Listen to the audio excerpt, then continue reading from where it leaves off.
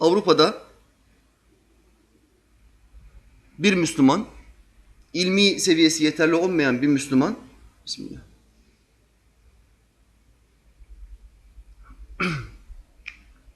etrafından etkileniyor. Ve Hristiyan olmaya karar veriyor. Etrafındaki insanlar muhtemel bu sapık gruptan olacak ki şöyle diyorlar. Hristiyanlar da cennete girecek. Yahudiler de cennete girecek. Sen ne bu namaz, niyaz, ne bu zekat, ne bu hac, ne bu sıkıntılı görevler, ne bu oruç ya? Hristiyan ol kurtul.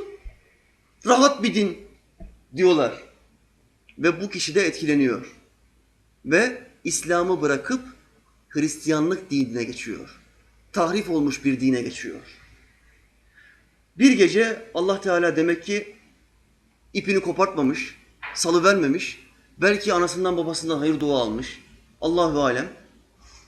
Bir gece rüyasında bir adam görüyor. Beyaz sakallı, nur yüzlü bir adam.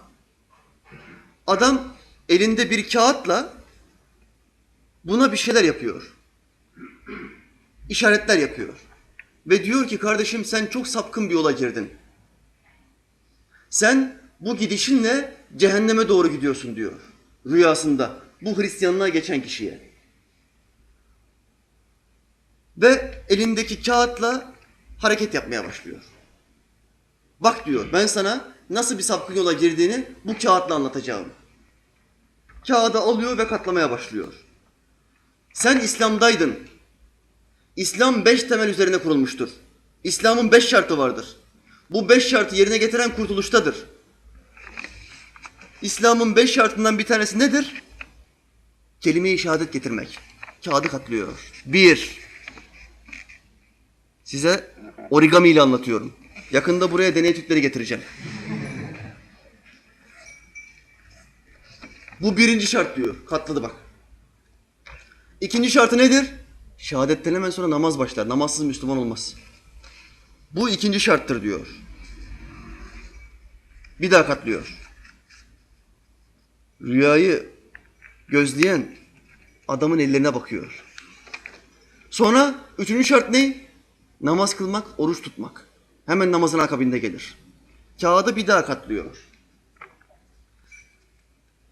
Tıpkı çocukken yaptığımız uçaklar gibi. Sonra hangi şart var? Zekat vermek. Kağıdı bir daha katlıyor. Ondan sonra hangi şart var?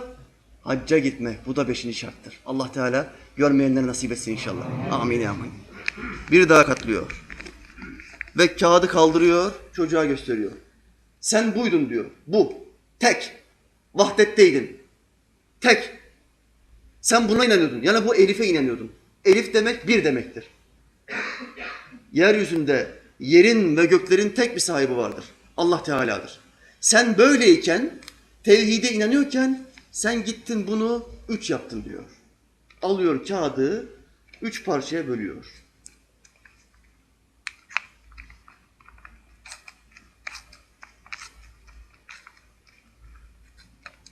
Ufak parçayı buraya koyuyor. Orta parçayı ortaya koyuyor.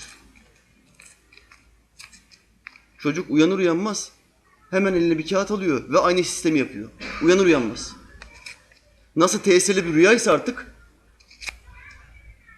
ikinci parçayı ortaya koyuyor, büyük parçayı da sağ tarafa koyuyor. Ondan sonra parçaları birleştirmeye başlıyor.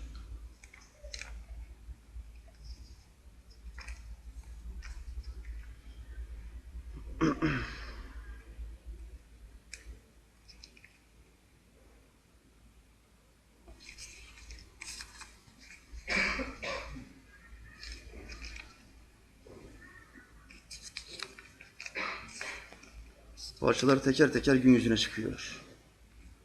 Adam tevhidden gitti. Nereye gitti? 3'e gitti. 3'e gidersin ha diyor. Bak bakalım sen nereye gidiyorsun?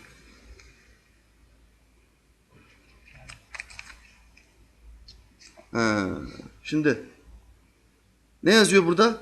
Hell. Adam parçaları görüyor. Parçalarda hell yazıyor. Hell ne demek İngilizce'de? Cehennem. Hani Amerikan filmlerinde ne olur? Bir adama kötü bir söz söyleyeceğiz ama şöyle de. Go to hell. Cehenneme git. Sen diyor tevhiddeyken, tekteyken, teke iman etmişken 3 tane ilah var dedin. Ve gideceğin yer işte burasıdır diyor. Hell, cehennem. Hocam bu fazla kaldı. Yanlış mı yaptık acaba? Sonra kaldırıyor ve bunu gösteriyor. İşte diyor sen buna tapıyorsun. Bu puta taptığın için sen buraya gidiyorsun. Cehenneme gidiyorsun. Allah Teala bu gibi sapkın yola girmiş olan insanlara hidayet etsin inşallah. Böyle rüyaları bu insanların kalbine, gönlüne versin ki nasıl sapık bir yola girdiklerini anlasınlar, idrak etsinler inşallah. Amin ya amin.